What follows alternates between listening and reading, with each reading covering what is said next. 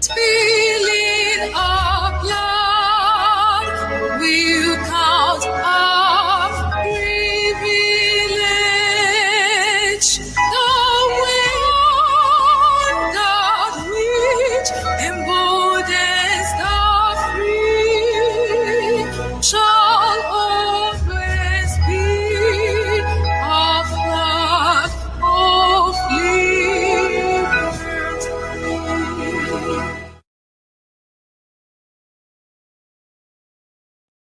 Ladies and gentlemen, the national anthem of Ambazonia.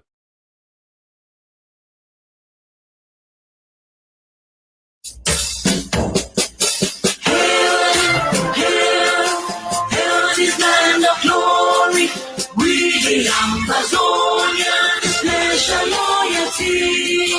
Praise the soul.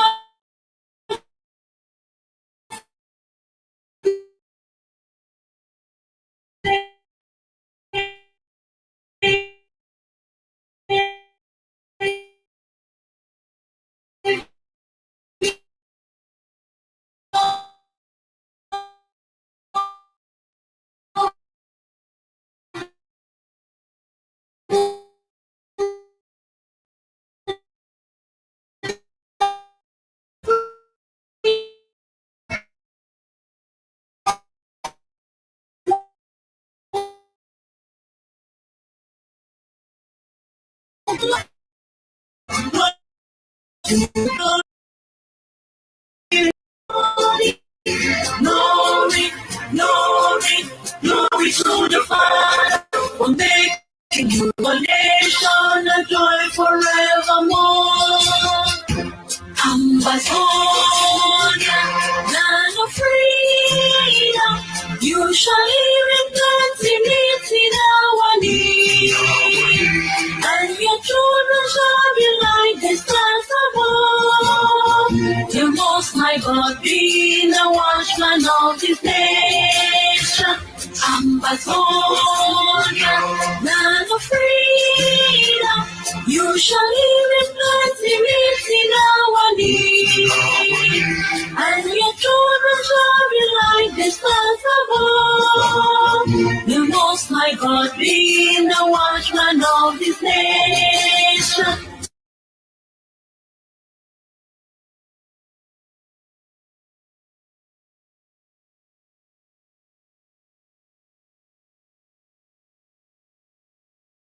Ladies and gentlemen, welcome.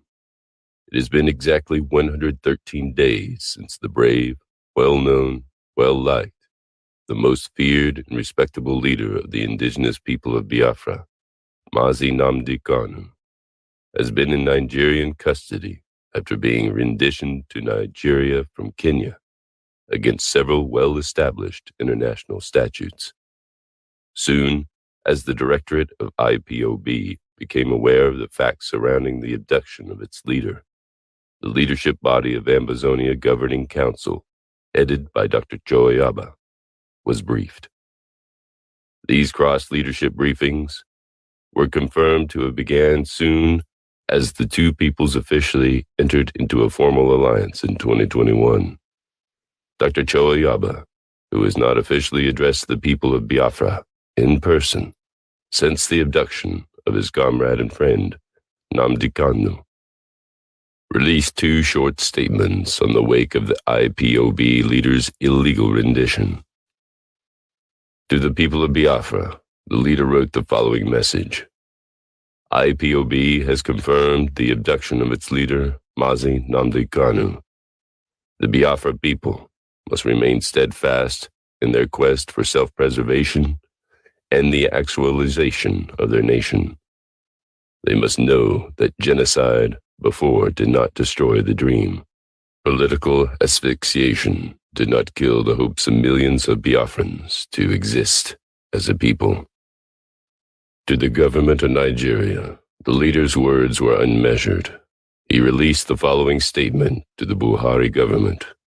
That statement read in part, "The government in Abuja must come to the realization that abduction and rendition of leaders has never addressed the reasons that have compelled peoples to act in defiance of tyranny and oppression. During this dark moment in the life of Biafrans, I call on all of you to pray for Mazi Nnamdi Kanu. In his honor and millions of others like him, rededicate your efforts in the liberation of your homeland.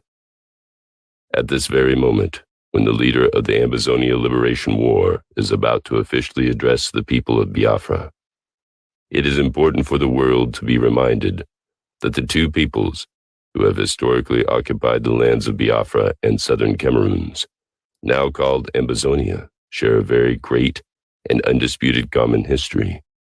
The decades of manipulation of that history and the continued and current persistent attempt to exert post-colonial infringement on the legitimate rights of both peoples is why these two historically friendly neighbors are today standing up to fight and demand for what is rightfully theirs today.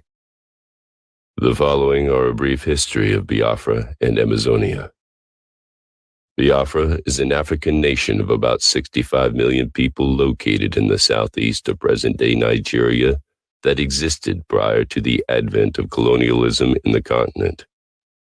As an independent state, Biafra carried out its trade and commerce with other neighboring countries before its forceful amalgamation with the northern and western parts of the Republic of Nigeria.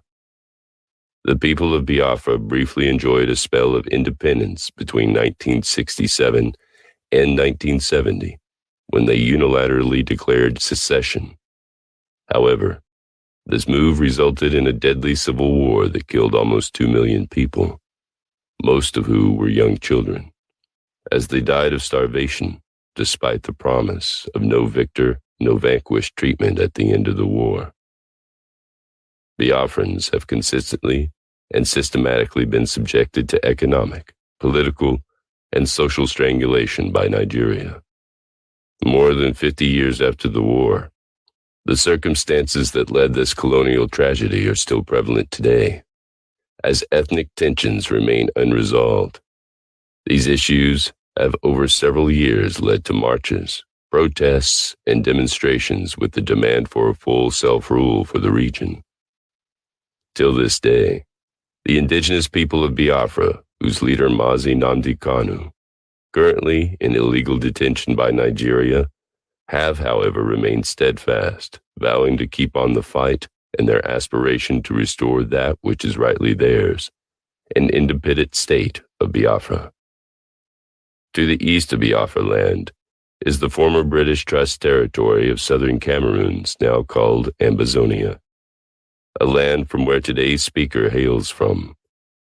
This liberator, whose people have been battling the colonial state of Cameroon for more than 6 decades, are now in the 5th year of active combat with the genocidal army of that state.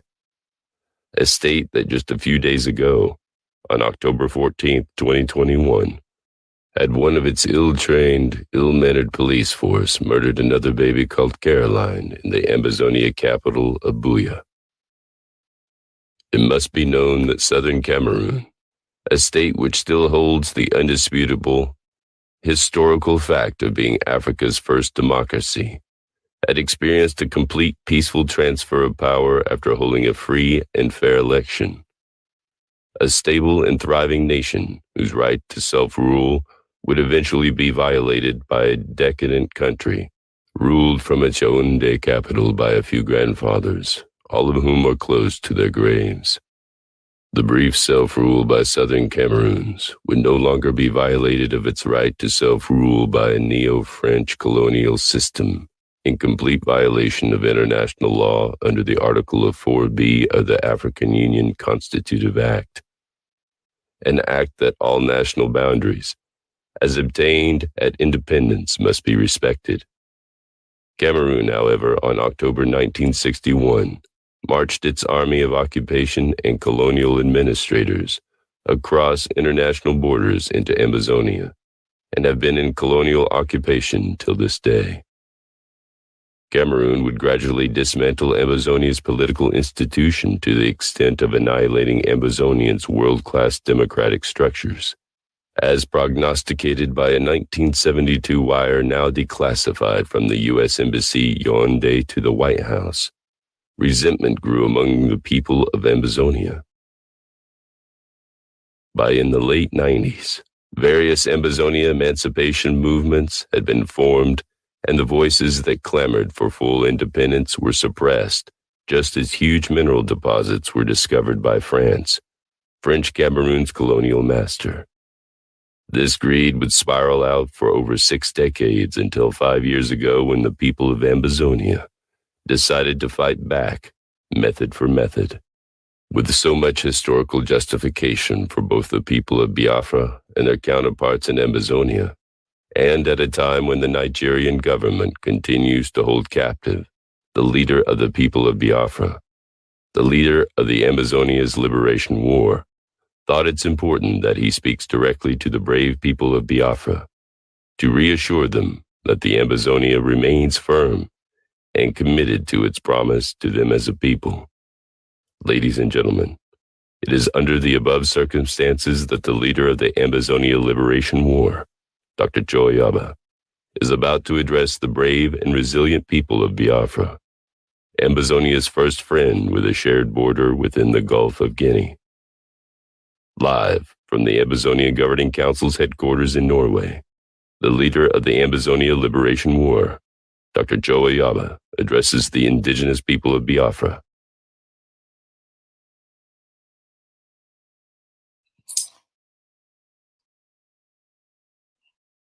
My fellow Biafrans,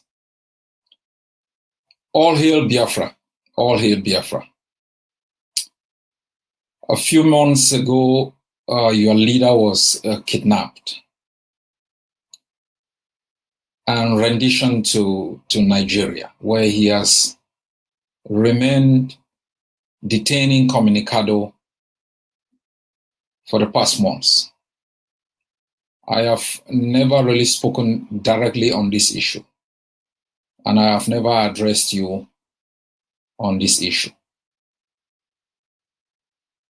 I sent a letter to the directorate, the HOD, a few days ago,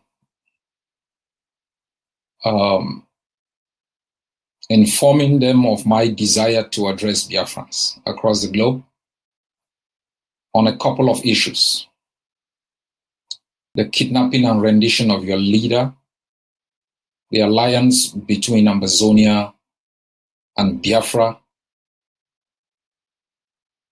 the international implications of this alliance, the kidnapping of Mazi Nnamdi Kanu, and to assure you that you are not alone in your strive for the actualization of Biafra, and to assure you once more that the betrayals of the past will never again be repeated.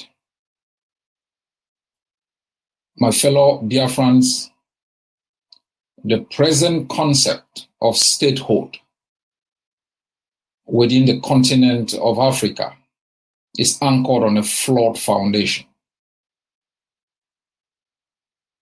That is why the effort of our forebears in bringing the continent together on the concept of Pan-Africanism has not worked, because the fundamentals of the concept of statehood is anchored in colonialism, administrative conveniences, and economic spoliation.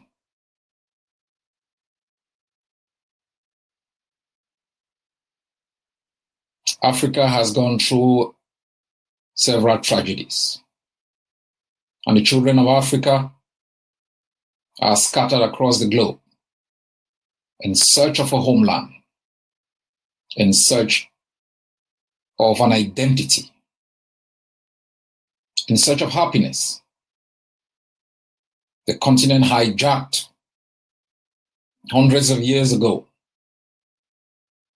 splintered and shared amongst colonialists who have implanted as overseers and managers of these plantations tyrants and butchers who laid waste to our coast, looted our resources, build a large army that they have used to continue to perpetuate a new colonial doctrine that favors the West and these tyrants. Your leader was kidnapped through an illicit intercourse between Nairobi and Abuja. The leader of the largest indigenous group in the continent of Africa. It is a shame that in the 21st century, a people like Biafrans, who have been subjected to economic deprivation, political asphyxiation, social exclusion, will still be treated with contempt and disdain.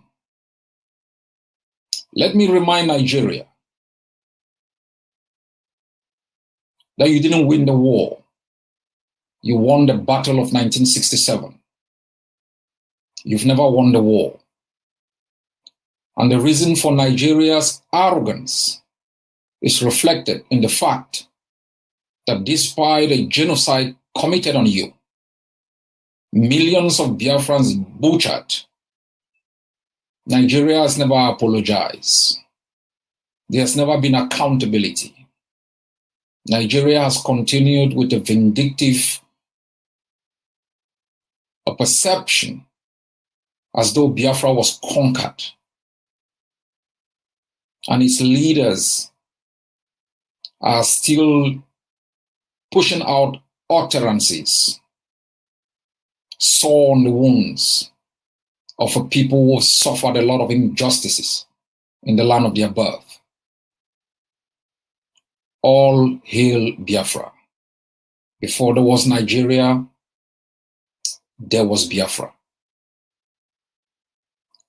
I am not addressing you as your leader.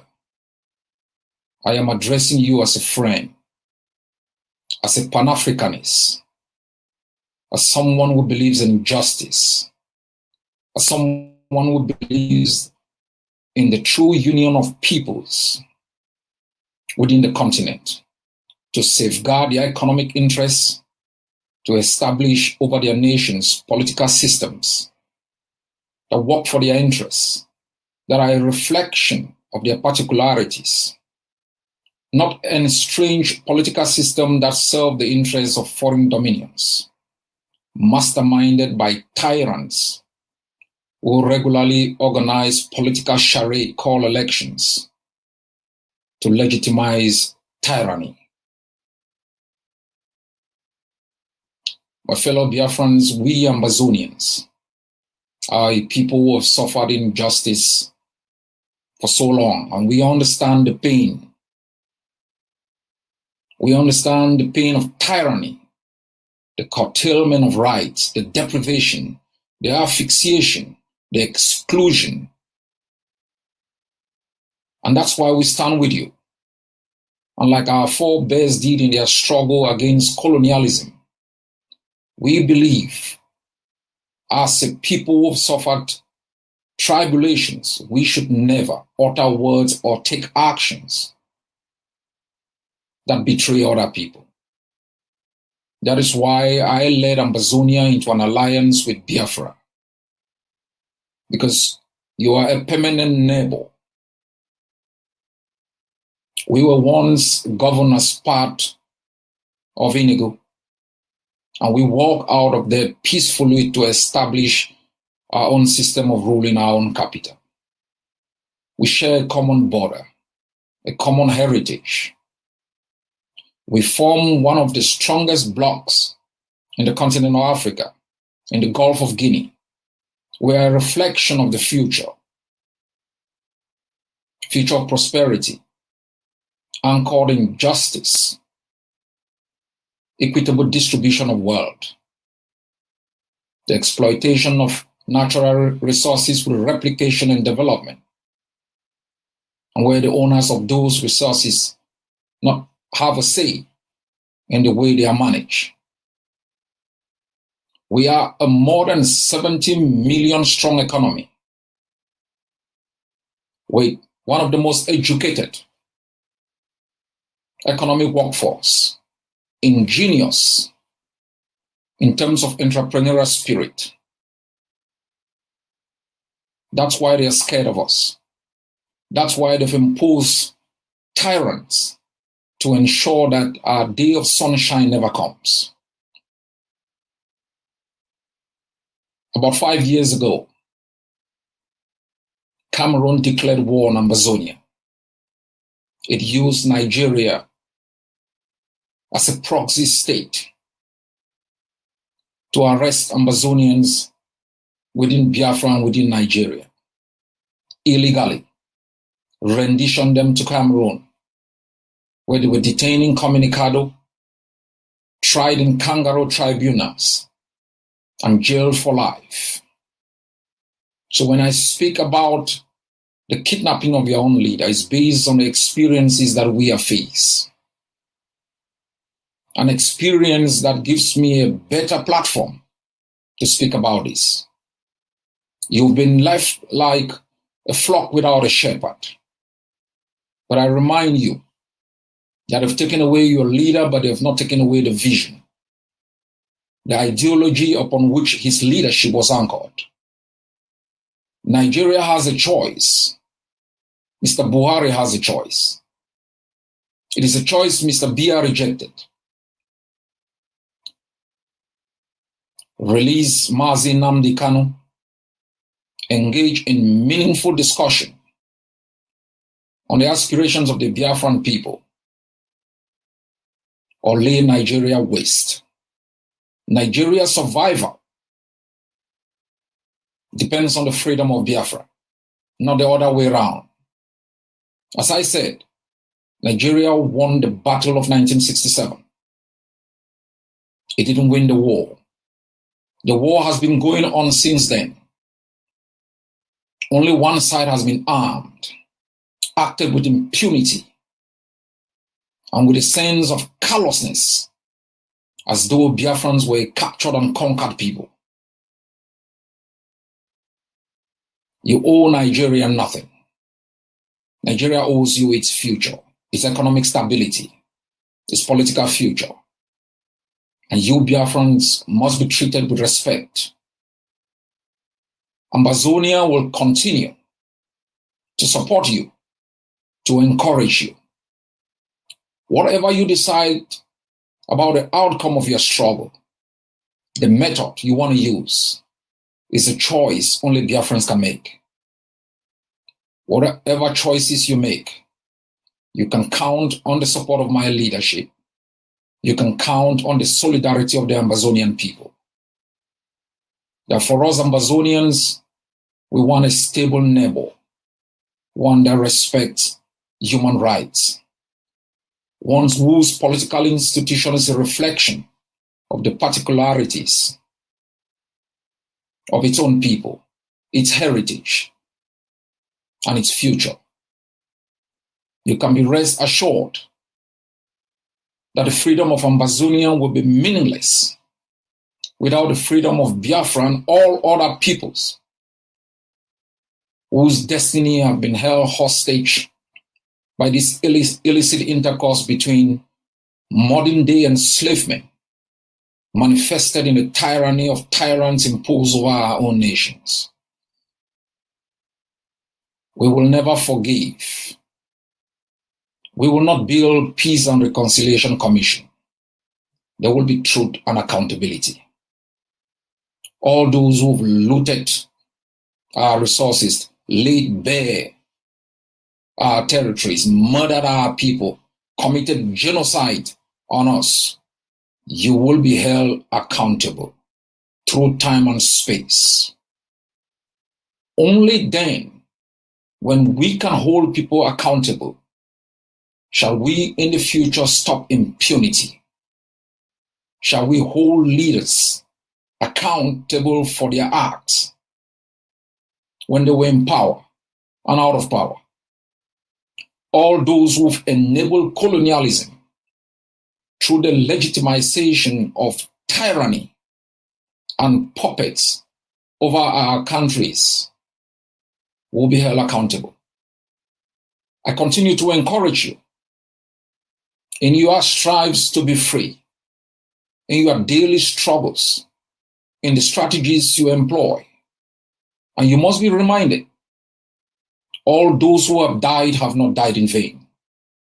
All those who are in jail have not lost their liberty in vain. Never give up. Be reminded that our both lands are flowing with the blood of patriots who have been murdered by those who took us captives. On a daily basis, as we continue to struggle to ensure that our people are free, that our destinies and future are secured and anchored in justice,